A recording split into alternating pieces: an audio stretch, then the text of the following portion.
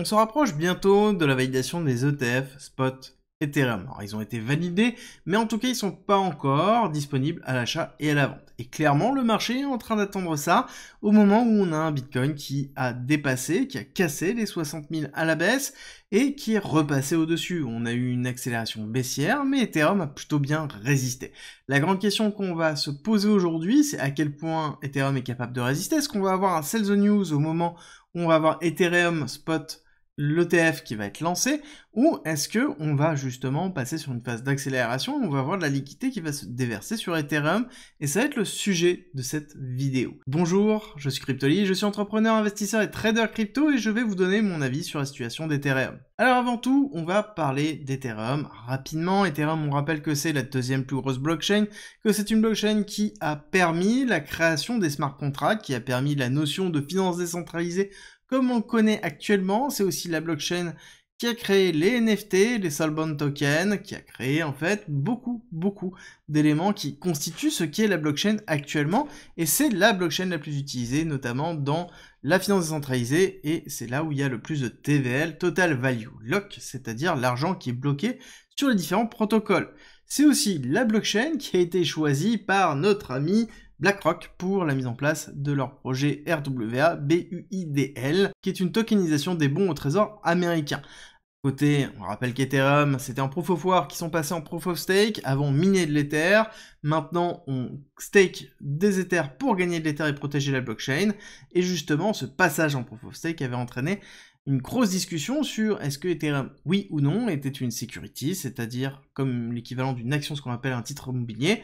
Bon, en l'occurrence, la SEC qui était partie sur le fait de lancer une enquête sur Ethereum a retiré son enquête il y a quelques jours, quelques semaines, et c'est plutôt positif sur l'écosystème, et on a vu justement une grosse accélération de ce côté-là. Bon, concrètement, ce qui va nous intéresser, ça va être plutôt la partie technique pure, parce qu'il se passe beaucoup de choses, et on va aller d'ailleurs sur ce graphique-là, qui est beaucoup plus simple à comprendre pour parler de ce qui est en train de se passer. Ce qui est intéressant de voir, c'est que on est sorti, Ethereum, d'une grande phase de sous-performance, qui a duré quand même pendant longtemps, surtout 2023 et 2024, dans lequel on avait un Bitcoin qui drainait énormément de liquidités. Bitcoin partait, allait tout droit à la hausse, et Ethereum avait beaucoup de mal. Même si on voit qu'on a eu une grosse valorisation sur la fin 2023 et une grosse valorisation sur 2024, ça n'empêche que c'est très faible par rapport à ce qu'on a pu connaître sur notamment Bitcoin. Et Ethereum a quand même bien réagi sur la validation des ETF Spot Ether, mais encore une fois, ce n'était pas suffisant. C'est quelque chose qui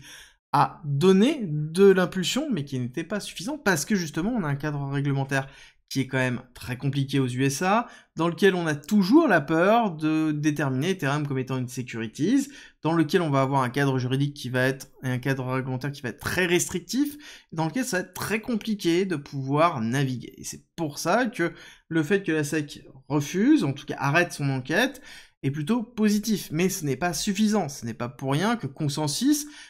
qui est la personne, en tout cas le groupement qui s'occupe de MetaMask et la société qui s'occupe aussi de développer l'écosystème Ethereum, ça fait partie des grosses sociétés qui est vraiment présente dans Ethereum, a attaqué la SEC pour avoir réellement un jugement sur ce qui est Ethereum et quel est le cadre juridique d'Ether. Et c'est pour ça aussi qu'on a une pression un petit peu compliquée au niveau d'Ethereum. Maintenant, on va parler de la notion pure de l'ETF Spot et la notion de Sell the News. Il faut comprendre quelque chose, c'est que sur l'ETF Spot Ethereum, oui, il y aura des inflows, oui, il y aura de l'argent qui va rentrer, mais certainement beaucoup moins que Bitcoin. Et deuxième chose, il faut savoir qu'on a encore une fois, pareil que sur Bitcoin, BlackRock qui est bien présent avec beaucoup d'Ethers qui sont bloqués dans son fonds actuellement qui ne peuvent pas vendre. Clairement, quand ça sera tradable, ce sera vendu et on aura certainement des outflows qui seront assez conséquents. Donc ça sous-entend qu'on risque d'avoir une pression baissière qui va arriver. Et c'est ça qui est intéressant, c'est que quand on regarde ce qu'on a actuellement au niveau d'Ethereum,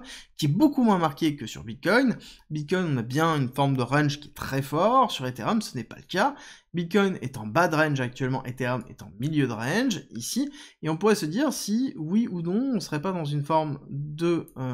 respiration en deux temps, dans lequel on aurait une première impulsion baissière, deuxième impulsion baissière, avant de pouvoir repartir, avec justement, ici, le Sell the News, la pression baissière, l'outflow réel au niveau de Grayscale Capital, qui va récupérer une partie de ses fonds, en tout cas qui va permettre aux personnes qui détiennent départ de Grayscale Capital Ethereum pour pouvoir sortir, donc vendre une partie des Ethers pour pouvoir sortir, et clairement, on sait qu'il y a des sociétés rattachées à Grayscale Capital et à Digital Currency Group, qui est le groupe au-dessus de Grayscale Capital, forcément on va avoir des sorties, et c'est sûr et certain. Bon, on sait qu'on a une pression baissière, et justement, on va essayer de se poser la question de qu'est-ce qui se passe actuellement. Pourquoi on a un Ether qui résiste beaucoup plus à justement Bitcoin? Bon, déjà, si vous avez regardé la vidéo, la quotidienne de ce matin, c'est normal, hein, vous avez compris que la pression était uniquement sur Bitcoin à cause d'un certain nombre de vecteurs, et donc Ether s'en sort plutôt bien. Et surtout, on voit, ce qui est positif, c'est qu'on a racheté ici le 0,5. 0,5, qui est le retracement de Fibonacci de l'ensemble de cette accélération haussière. 0,5 qui n'est pas un niveau de Fibonacci, qui est la moitié tout simplement du mouvement total, et ce qui détermine qu'on rentre dans ce qu'on appelle la zone discount, donc qui est la zone intéressante d'achat. Et on est allé retitiller les 618, et regardez-moi à quel point on est allé chercher les 618 parfaitement, et on a racheté cette mèche directement pour remonter en zone premium, donc qui est la zone généralement de valorisation cohérente. Donc on a racheté en fait Ether. Et c'est plutôt positif, ça montre qu'il y a quand même une volonté présente, mais maintenant qu'est-ce qui va se passer lorsque on aura la validation de notre ami ETF Spot Ethereum? Pour moi, j'ai tendance à vous dire qu'on aura un événement Sell the News, et on aura des outflows qui seront quand même relativement conséquents, même si c'est possible qu'on ait un petit peu d'inflow au début, mais je pense que ça prendra du temps, il y aura beaucoup moins d'engouement que Bitcoin, beaucoup de liquidités sont déversées dans Bitcoin, et actuellement on est plutôt dans une phase de retracement, et on est dans une phase d'été, à partir du moment où ce sera validé. Je pense que ça devrait être validé courant juillet, mais ça n'empêche qu'on aura certainement une phase de respiration. Et j'ai tendance à vous dire qu'on aura ici une deuxième jambe baissière, une continuité de jambe baissière pour aller chercher les 2600, 2500 $ au niveau d'Ethereum, ce qui correspond en plus pile poil à un niveau de support qui sera très très fort et qui sera défendu ici dans les 2500 $ pour pouvoir ensuite restructurer et repartir tranquillement. Et là on aura potentiellement une grosse opportunité d'achat qu'il faudra saisir, et certainement une opportunité qui sera liée à la peur et qui sera certainement liée uniquement à Ethereum, parce qu'on voit bien que Ethereum reprend un petit peu de force par rapport à BTC. Quand on regarde Ether sur Bitcoin, qui est la représentation d'Ethereum par rapport à Bitcoin, donc ça nous donne la pondération entre les deux, on voit qu'on était vraiment dans une sous-performance durant justement tout 2023-2024, ce que je vous ai dit. On voit bien que le cours baisse, donc c'est-à-dire qu'Ethereum est moins fort par rapport à Bitcoin, donc Ethereum était en sous-performance, et on voit que c'est quelque chose qui est en train de changer. Ici on a même une divergence en weekly, qui est bien présente avec le RSI, hein. On voit bien ici une divergence qui est plutôt bullish. Encore une fois, la divergence, ça peut prendre du temps, d'accord? On peut continuer à baisser, ça n'empêche qu'on est quand même bien sur une très belle divergence qui est en cours. Et si on regarde l'impulsion au niveau de l'extension de Fibonacci, alors c'est juste qu'il me manque une petite trace, hop, on va se mettre là, l'impulsion baissière, le retracement ici, on voit qu'on est allé chercher l'objectif 1, donc c'est-à-dire qu'on a fait cette impulsion baissière par rapport à ce retracement, on a fait exactement la même chose. On est plutôt bien placé pour pouvoir repartir à la hausse. Surtout que ici, nous avons restructuré au-dessus d'un niveau de résistance qui est devenu un support maintenant. Donc on a quelque chose qui est plutôt positif. Là-dessus, ça sous-entendrait que Ethereum reprendrait le pas par rapport à Bitcoin sur une surperformance qui sera en même temps cohérent avec derrière potentiellement un dip sur le lancement de l'ETF Spot avec ce Sell the News, et ensuite une arrivée d'inflow sur l'ETF, et donc derrière l'écosystème Ethereum qui reprendrait le pas sur Bitcoin et qui re-rentrerait dans un cycle plutôt cohérent avec une performance identique, voire une surperformance de Bitcoin durant cette deuxième phase d'expansion avec un Ether qui serait beaucoup plus fort. En tout cas, c'est la vision que j'en ai, c'est ce que les graphiques me disent, et c'est les différents scénarios que je peux trouver ici.